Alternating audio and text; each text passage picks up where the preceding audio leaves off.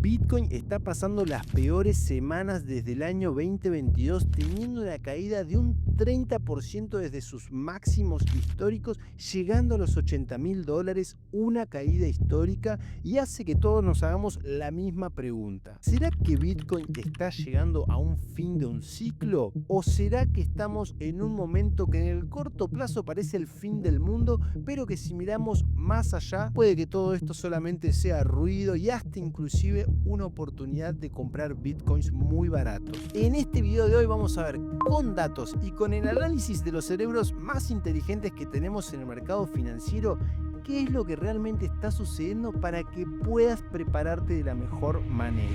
Momentos de desesperación donde todo el mundo quiere vender, o momentos de euforia donde todo el mundo quiere comprar criptomonedas, para quienes venimos acompañando el Bitcoin hace un tiempito podemos decir que son eventos completamente normales, pero en este caso particular esta desesperación está llamando muchísimo la atención porque por un lado hay una cuestión temporal de que el Bitcoin terminó consiguiendo sus máximos históricos en la misma cantidad de días que lo habría hecho en periodos anteriores post-halving. Entonces esto está queriendo decir que Bitcoin va a repetir todos sus ciclos siempre. Y por otro lado, lo que también llama mucho la atención es que la gran caída que tuvo en estas semanas es equiparable al colapso que había tenido con la gran crisis que tuvo Terra Luna ya en el año 2022, que después generó la quiebra de FTX, el mayor broker y el más regulado de criptomonedas que existía. Entonces, para entender bien lo que está sucediendo, nosotros encontramos tres motivos o causas principales que podrían ser las causantes de esta crisis, que van a hacerte entender si tiene sentido para vos continuar invirtiendo en las criptomonedas. La primera causa que encontramos es la disminución del interés institucional por las criptomonedas que vimos en las últimas semanas. Durante el 2024 y el 2025, el Bitcoin creció enormemente gracias al interés institucional de fondos, de ETFs, de empresas, de grandes inversores profesionales, y esto sin lugar a duda lo catapultó al Bitcoin en otra categoría. Ya ha dejado de ser un activo para algunos fanáticos o especuladores, sino que grandes players, inclusive países, comenzaron a invertir. Pero en estas semanas estos actores comenzaron a retirar sus posiciones. ¿Y por qué? Si bien las razones son multicausales, hoy las vamos a desglosar bien en este video. Una de las principales es que los fondos y las gestoras tienen la obligación de hacer rebalanceos trimestrales. ¿Qué quiere decir esto? En los últimos 2 años el Bitcoin ha estado subiendo de forma continua todo este tiempo, y los fondos y los gestores de estos fondos tienen reglas muy estrictas de diversificación. Vamos a imaginar que un fondo determinó que dentro de su cartera de activos iba a tener un 2% en criptomonedas. Mientras el Bitcoin comenzó a subir, ese 2% pasó a ser un 4%. Entonces la ley y la teoría de riesgo que aplican estos fondos los obliga a tener que vender. Es decir, estos fondos no están vendiendo porque no creen más en Bitcoin, porque fue una especulación, sino que porque es parte de los protocolos de operación que ellos tienen. Y por ejemplo, el ETF estrella de BlackRock, en octubre ha tenido retiradas de $523 millones, la mayor cifra desde su creación. Y en noviembre esa cifra ya se ha elevado a $3 billones. Esto hace que se aplique la primera ley que existe en el libre mercado, que es que cuando hay mucha oferta sobre un activo, su precio va a bajar. Los flujos de caja hacia ETFs o activos vinculados al Bitcoin venían de muchos meses de ser positivos, tocando su techo máximo de $126, pasar a tener rendimientos negativos por causa de esta liquidez. Y en un mercado o en una macroeconomía, que ahora vamos a hablar un poco de esto, donde la liquidez está baja, cuando estos grandes jugadores hacen sus ofertas al mercado, obviamente se siente y tiene la sensibilidad en el precio. Y hablando de la disminución del interés institucional, es importante mencionar la crisis que está viviendo Strategy, la empresa de Michael Saylor, donde BlackRock inclusive es uno de sus inversores, que básicamente se dedican a la compra de criptomonedas con sus flujos de cajas y a través de la toma de deuda. Esta empresa en lo que va del año está teniendo una caída de casi el 50% del valor de sus acciones, y el proveedor de índices global, el MSCI, que es el responsable de determinar índices de referencia que utilizan los ETFs, los fondos pasivos de inversión, están analizando quitar a Strategy de los principales índices como es el QQQ, que sería el el índice de Nasdaq de las 100 empresas, justamente porque están fondeadas de criptomonedas. Y esto haría que, como los ETFs no van a poder invertir más en MicroStrategy, le va a traer prejuicios, según el JP Morgan, de 2,8 mil millones de dólares de desinversiones forzadas, y si se extiende y si se suman otros fondos similares,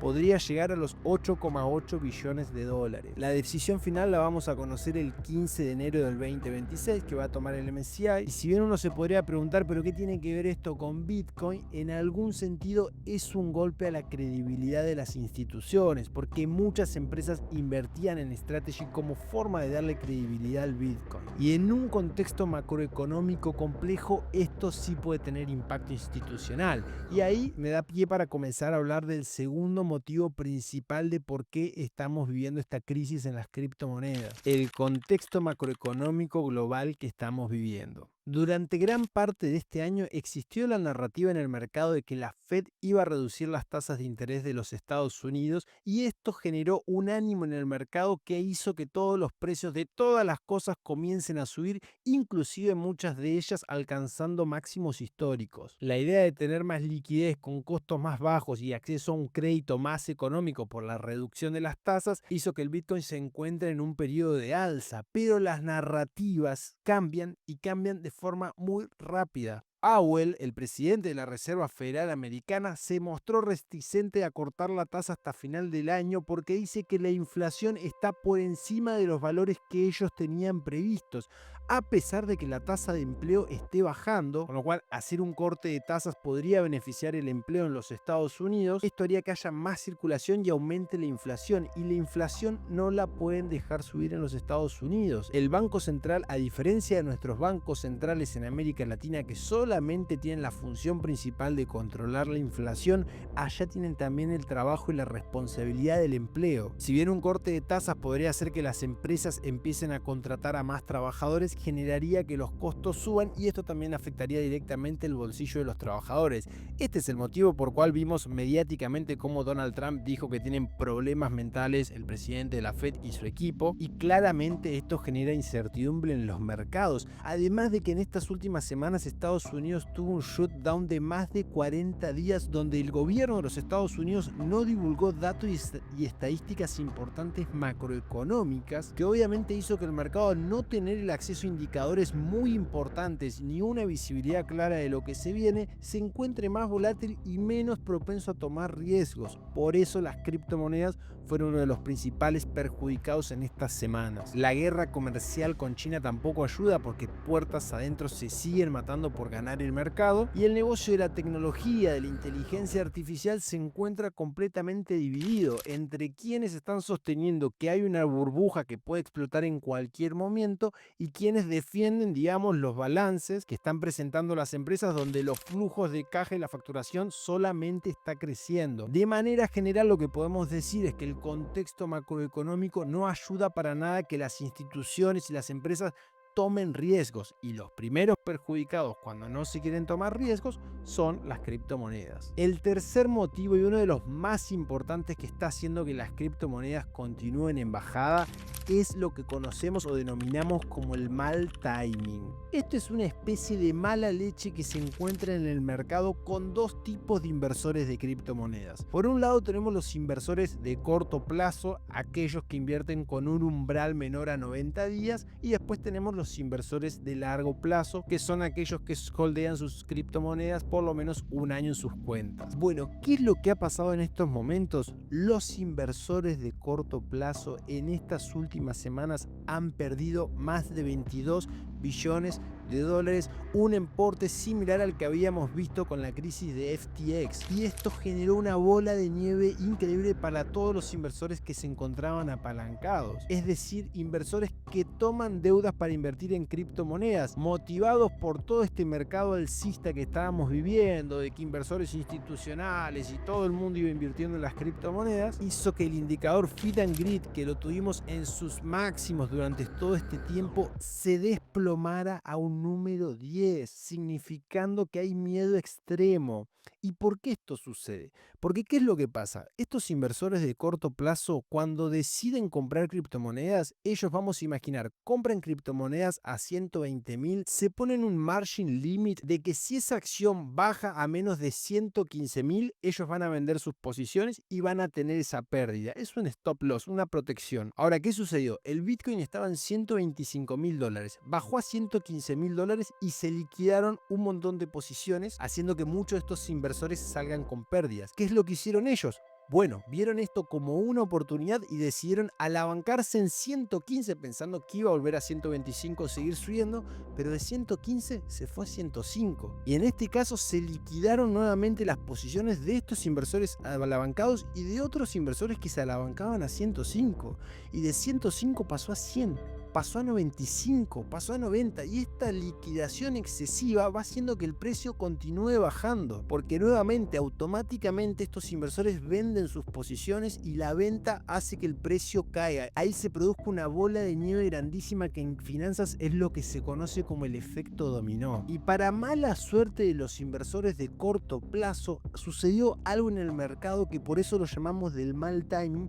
Y es que grandes inversores que holdeaban por muchos años sus criptomonedas vieron este momento como una oportunidad de tomar ganancias. Podemos ver, por ejemplo, que una ballena que había comprado 80.000 bitcoins allá en la época de Satoshi, donde los holdeó por más de 14 años, haya liquidado 1,3 billones de dólares, solamente ese inversor. Y a este también se suman otras wallets antiguas de las primeras de criptomonedas que liquidaron sus posiciones. Y la pregunta natural que nos surge es decir, ¿por qué después de 14 años las ballenas finalmente deciden vender sus posiciones ahora? Las respuestas más plausibles a esto se deben a que por un lado entienden con mucha perfección los ciclos de las criptomonedas que hablábamos al principio del video, y por otro lado porque también el mercado les permite hacer esta liquidación. Las criptomonedas con las participaciones institucionales han crecido mucho en estos últimos años y por ende una ballena como esta, si hubiese querido liquidar 80.000 bitcoins como hizo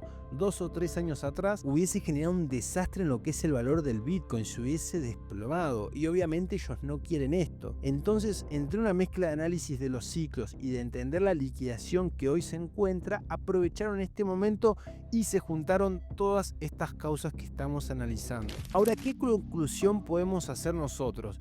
Primero quiero decirte que si algo de lo que estoy diciendo crees que tiene sentido, sabes que si nos dejas un like y te suscribís a este canal, nos apoyás un montón a que podamos continuar trayéndote videos de mucha calidad y con mucho estudio por detrás. Y si querés aprender bien sobre cómo funcionan los activos financieros y qué tenés que hacer para hacer estos tipos de análisis por tu cuenta, saber cómo podés crear una cartera diversificada para aprender a invertir tanto en tus países locales de América Latina como en el exterior, hay una lista de espera, un curso que estamos armando que te puedes inscribir y ahí vas a recibir todas las informaciones. Ahora sí, ¿qué conclusión podemos sacar de todo esto? Primero, para sacar una conclusión, lo que tenemos que hacer es ir a los gráficos. Los datos no mienten. Si nosotros miramos los gráficos de esta crisis que estamos pasando de forma cortoplacista, claramente va a aparecer el fin del mundo. Ahora, si nosotros ampliamos la imagen y miramos el bosque, como dicen, y no solamente un árbol, podemos ver que todo lo que estamos viviendo hoy acá es ruido.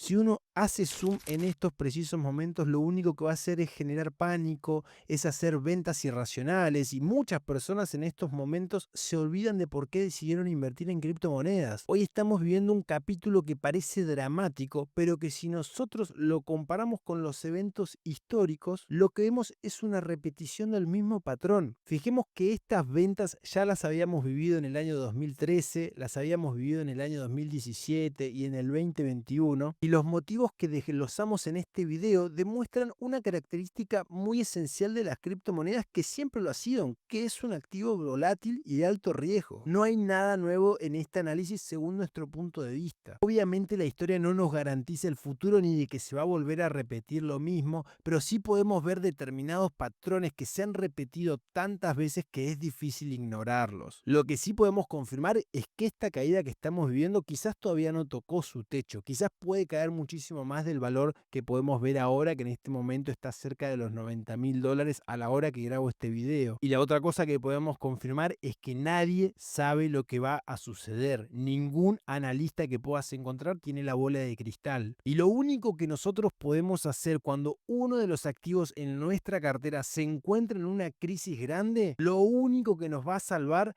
es agarrarnos de los fundamentos, de entender por qué decidimos invertir en este activo.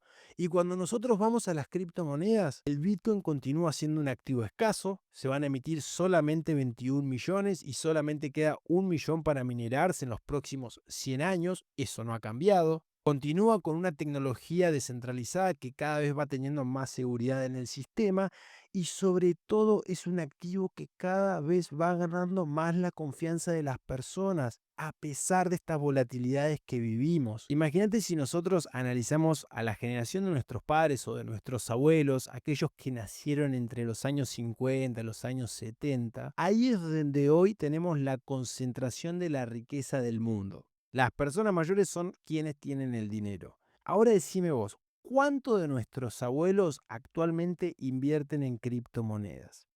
La mayoría sin dudas no invierte y los que invierten quizás lo hagan de a poquito, ¿no? Un pequeño porcentaje. Ahora imagínate cuando vivamos esta sucesión en los próximos años del capital, cuando se herede a los hijos. Claramente los hijos con una visión diferente del mundo se van seguramente a arriesgar a invertir un poco más. Y esta confianza y este momento en las criptomonedas hace que estemos en un periodo único en la historia. Si querés entender, por ejemplo, cómo 0,1 Bitcoin puede cambiar tu vida financiera, te voy a dejar un video acá donde en el mismo vas a poder encontrar fórmulas matemáticas para entender cuánto podrías invertir de tu patrimonio. Sin duda no tenés que invertir todo tu patrimonio en criptomonedas. Jamás en la vida se le puede recomendar eso a una persona porque no deja de ser un activo muy arriesgado. Pero quizás un 1%, un 2, un 5% puede que tengan un impacto en tu cartera. Eso lo analizarás vos con tus asesores financieros, con tu equipo, con tu familia, con quien hagas tus debates de las inversiones. Y quiero escucharte, quiero que me digas qué opinás de las criptomonedas, qué crees que está sucediendo y qué va a suceder. Gracias por quedarte hasta acá y nos vemos en un próximo video. Chao, chao.